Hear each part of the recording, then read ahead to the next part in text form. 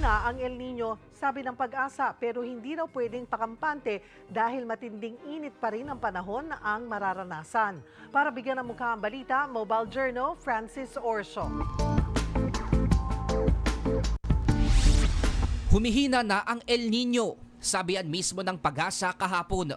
Naobserbahan daw kasi ng ahensya na bumababa ang temperatura sa karagatang Pasipiko. Pero maaring dumami pa rin ang mga lugar na sasailalim sa tagtuyot. Kung nitong Pebrero ay nasa 50 probinsya ang nakararanas ng pambihirang init at tagtuyot, madadagdagan pa raw yan ng halos 20 probinsya sa katapusan ng Marso. Ngayong March po, mag-i-start na siya na mag-weekend, but then yung impact po na posibleng maapektuhan at hindi ng epekto ng El Nino, March, April, May natin siya mararanasan.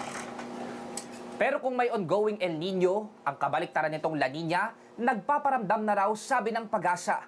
La Nina ang tawag sa pagbabago ng panahon kung saan sobra-sobra ang buhos ng ulan. At kahapon ay idedeklara na ang La Nina Watch. Kapag sinabi pong La Nina Watch, hindi pa yan ang opisyal na pagsisimula ng La Nina. Sa El Nino Southern Oscillation o ENSO Alert and Warning System ng Pag-asa, may 4 na stage sa pagdedeklara ng La Nina o El Nino. Pinakauna ang La Nina Watch, ang announcement kapag umaabot sa 55% ang tsansa ng pagsisimula ng La Nina. La Nina Alert naman pag 70% na silang sigurado na magde-develop ang La Nina. At pangatlo ang La Nina Advisory kung saan opisyal nang nagsimula ang epekto ng pagbabago sa panahon. At La Nina Final Advisory kung tapos na ang weather phenomenon.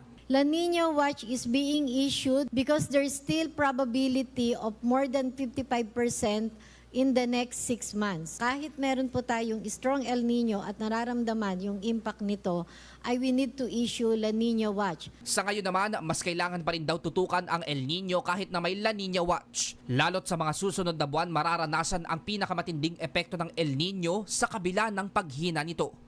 Mobile journalist Francis Orso po, hatid ang mukha ng balita.